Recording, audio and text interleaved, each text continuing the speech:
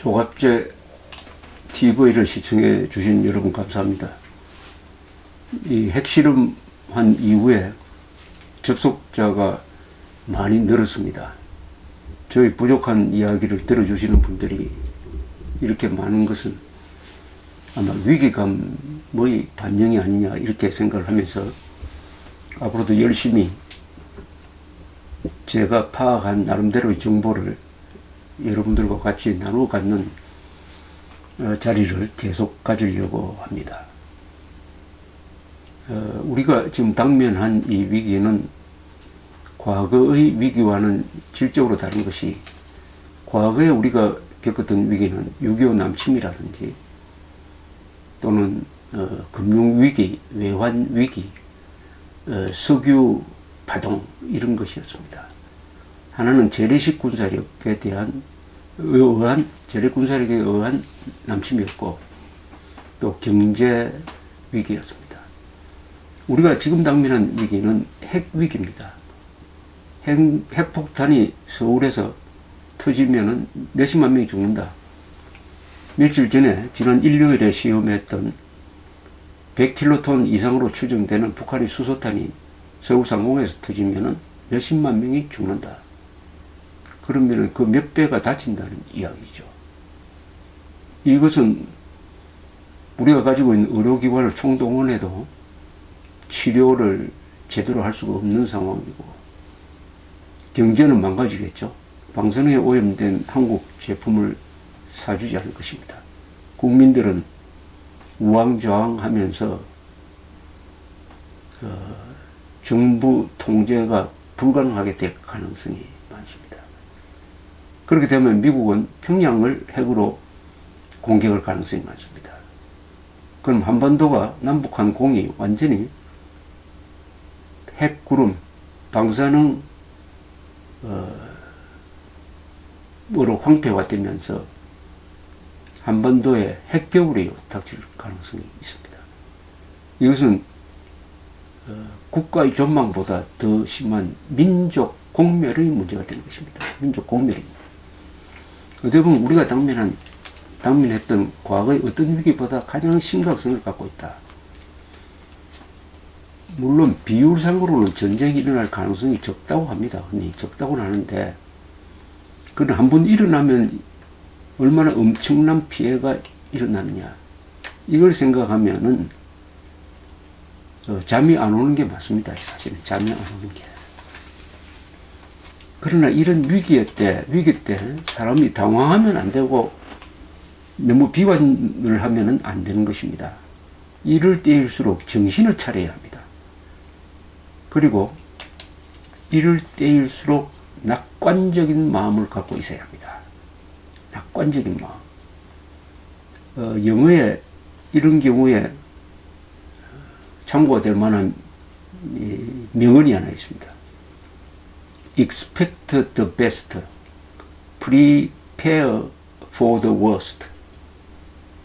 최선을 기대하면서 최악에 대비하라, 이런 이야기입니다. 최선을 기대하면서.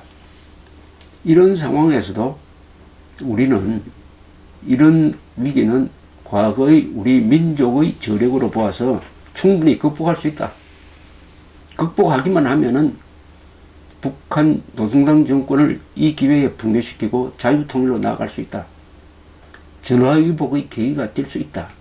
이렇게 최선의 기대를 하라는 뜻입니다. 이것은 희망을 절대 잃으면 안 되고, 희망을 잃으면 용기가 나지 않습니다. 용기는 절망 속에서 절대 일어나지 않습니다. 희망이 있어야 용감해집니다, 사람은. 그러나 막연하게 최선을 기대하면서 아무것도 하지 않으면 안 되죠. 그래서 최악에 대비하라, 이런 이야기죠. 최악에 대비하라. 지금 우리가 해야 될 것은 최악에 대비하는 것입니다. 그러면서도 최선을 기대하는 것입니다. 최선을 기대하는 마음이 있어야 최악에 대비하는 마음도 생기는 거죠.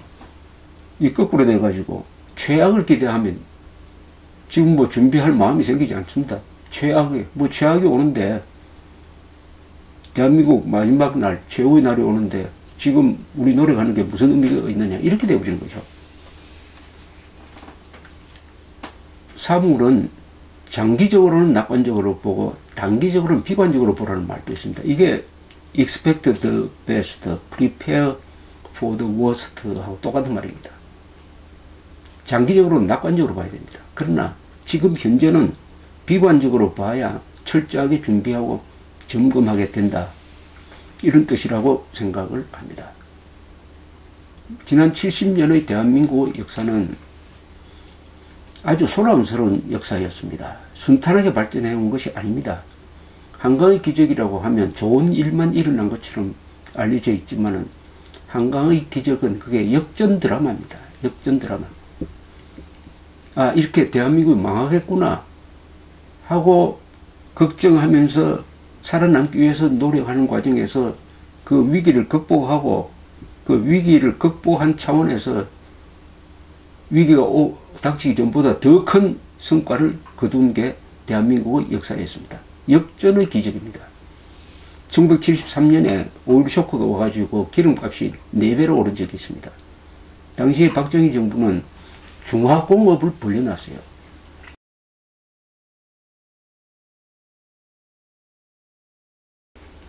다른 나라 같으면 중화공업 취소시키고 축소지방으로 가야 될 텐데 박정희 정부는 그것을 오히려 역전극의 발판으로 삼았습니다.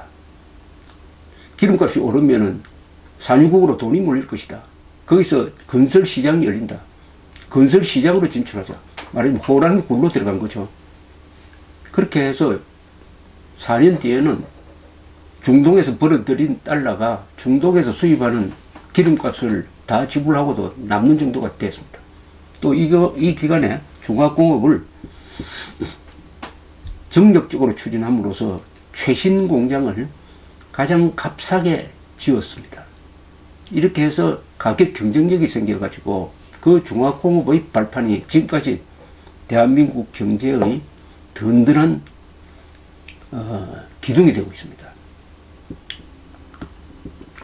그때 추진한 중화공업이 원자력 발전, 종합제철, 전자산업, 조선, 자동차, 기계공업, 비철금속 이런 것이죠. 또 있습니다. 우리 2008년의 금융위기를 이명박 정부가 잘 극복을 했습니다. 세계에서 가장 잘 극복한 겁니다. 강만수 당시에 재정경제부 장관이 큰 역할을 했습니다. 그래서 2008년을 기점으로 해가지고 국제 랭킹에서 대한민국의 랭킹이 삶의 같은 거 보면 20등쯤 하다가 10등, 12등, 15등 이렇게 올라갔습니다. 1997년에 있었던 외환 위기도 우리가 잘 극복을 했습니다. 그때 대기업들이 자체 개혁을 해가지고 그 뒤에 오늘의 삼성, LG, 현대가 있을 만한 그런 체력을 보강하게 되었습니다. 그야말로 세계화로 나가는 전화위복의 계기를 만들었습니다. 우리는 이런 저력을 가지고 있는 나라입니다. 또 지난 70년의 한국의 역사를 정리를 하면은 우리는 나라를 세우고 나라를 지키고 산업화를 하고 민주화를 하고 이제 자유통일로 나아가는 그런 단계에서 수많은 위기가 올 때마다 지도자를 중심으로 일치단결하고 미국의 적극적인 지원에서 천국 다음 한국쯤 되는 2030년에 가면 세계에서 가장 남녀공이 가장 오래 사는 나라, 외국에 나가서 여행비로 쓰는 경비가 연간 270억 달러가 돼가지고 세계에서 7번째로 해외여행을 많이 하는 나라, 천국 다음 한국을 만들어내었습니다. 지난 70년 동안 대한민국은 공산주의자와 싸웠습니다. 북한 공산주의자, 그리고 남한의 북한을 추종하는 공산주의자와 싸웠습니다. 양면 전쟁을 폈습니다. 북한 공산주의자와 남한의 공산주의자와 싸웠습니다. 이 싸우는데 중심 역할을 했던 사람을 흔히 보수 세력이라고 합니다. 그렇다면 그 보수 세력 안에는 국군이 포함되어야 되고 무엇보다 공무원이 보수 세력이란 뜻인데 문제는 군인과 공무원이 요새 만나보면 자기들은 보수 세력이 아닌 것처럼 착각하고 있는데 이 심각한 문제가 있는 것이죠. 또 우리 민족사 전체를 살펴보면은 우리는 이런 도전에 반드시 승리할 수 있는 저력을 역사와 전통 속에서 이어받고 있다는 것을 알 수 있습니다. 이건 한국인의 DNA입니다. 잘 나갈 때보다 못 나갈 때 저력을 발휘합니다. 한국 사람들은. 지난 70년 동안 한국은 자유민주주의를 발전시키면서 누구와 싸웠습니까? 세계에서 가장 많은 인구를 가진 중국 공산당 세력과 싸웠습니다. 가장 넓은 국토를 가진 소련, 군사력이 육군의 군사력이 최강이었던 소련과 맞서서 싸웠습니다. 그리고 중국과 소련의 꼭두각시였던 북한 노동당 정권과 맞서서 싸웠습니다. 세 적과 싸웠어요. 유라시아 내륙의 맨 끝에 약 9만 평방킬로미터를 차지한 이 나라가 자유의 방파제 역할을 했습니다. 자유의 방파제. 이건 세계사적 의미가 있습니다. 더구나 6.25 때 남침을 당하고도 우리가 무너지지 않았다는 것은 세계 전사상에서도 매우 드문 일입니다. 그래야 함으로써 자유세계가 냉전에서 이길 수 있는 그 출발점을 우리 한민족이 만들어낸 것입니다. 이런 저력을 이 핵위기 때 써먹는다면 충분히 이겨내고 북한 노동당 정권의 목줄을 끊음으로써 이제는 북한에서 살고 있는, 신음하고 있는 2300만 노예를 해방시킬 수 있게 될 것입니다. 그 전으로 거슬러 올라가도 한민족은 세계 최강대국과 싸워서 버텨냈습니다. 고구려는 수당과 싸워서 한반도를 지켜냈습니다. 신라는 당나라의 힘을 빌려서 삼국 통일을 한 다음에 당이 신라까지 먹으려고 하니까 그 당과 결전을 해서 당을 쫓아냈습니다. 그때 그 당은 태종 고종 시절로서 최강대국이었습니다. 세계 최강대국의 최전성기인 나라와 맞짱을 떠가지고 한반도를 민족의 활동 공간으로 만든 것이 신라의 삼국통일입니다. 그리고 13세기에 세계 역사상 최강의 군대인 몽골 군대가 8차례, 9차례 쳐들어왔을 때 고려는 항복하지 않았습니다. 40년 동안 버텼어요. 강화도로 숨어 들어가서도 항전을 했습니다. 나중에는 몽고하고 타협을 해서 나온 거죠. 이건 항복이라고 보기는 힘듭니다. 그러니까 감탄한 원나라가 고려의 독자성을 상당히 인정해가지고 많이 고려 사람들의 고통을 좀 덜어준 면이 있습니다. 1592년에 부산에 상륙한 15만의 일본 군대는 세계 최강이었습니다. 조총은 포르투갈 상인으로부터 받아서 개량한 것이었습니다. 그것은 명중률이 유럽에서 쓰는 조총을 앞섰다고 합니다. 그러나 광군은 무너졌습니다. 조선의 광군은. 의병이 버텨내고 이순신의 수군이 버텨내고 외교를 잘해서 명군이 들어와가지고 결국은 세계 최강의 육군인 왜군을 쫓아냈습니다. 이긴 전쟁입니다. 임진왜란은. 그리고 중국, 소련이 조종한 6.25 남침전쟁에서도 우리가 이겨냈습니다. 세계 최강의 군대를 상대로 이렇게 당당하게 5번이나 버텨내거나 이겨낸 이 대한민국의 저력이 지금 어디 가겠습니까? 우리의 피 속에 흐르고 있습니다. 이것이 어떤 계기를 맞아서는 폭발할 겁니다. 이 에너지가. 폭발한다면 그 힘으로 이번에는 김정은 정권을 끝장내고 자유통일로 나아갈 수 있을 것입니다. 문제는 누가 폭발시키느냐. 그건 지도자가 해야 되죠.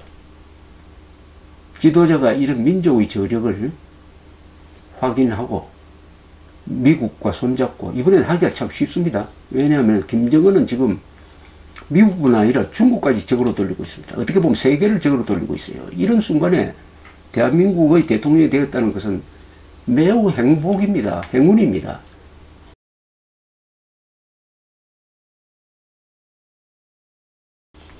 이런 순간에 이 역사의 기회, 역사의 흐름을 포착하지 못하고 김정은과 뭐 대화를 하겠다든지 이런 이야기를 하다가는 김정은과 함께 문재인 대통령이 세계 국제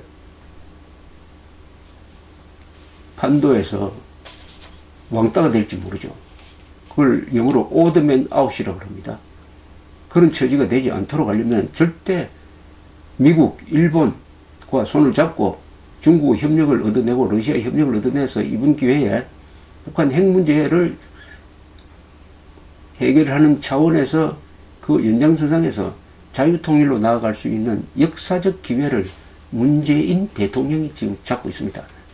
문제는 문재인 대통령이 역사를 직시하면서 자기한테 부여된 이 임무가 얼마나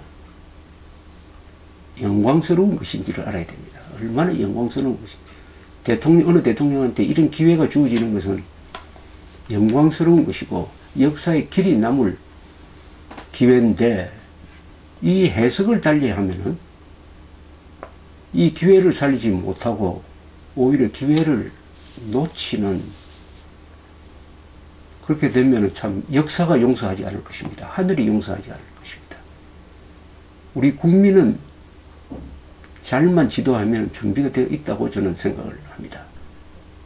이제는 지도자가 역사, 한민족의 역사, 더구나 대한민국의 역사, 그것을 계승하는 사람일 수밖에 없는 대한민국 대통령으로서 이 순간 미래를 내다보면서 최선을 기대하면서, 그러나 최악에 대비하면서 우리 국민을 이끌어 주기를 바랍니다. 경청해 주셔서 감사합니다.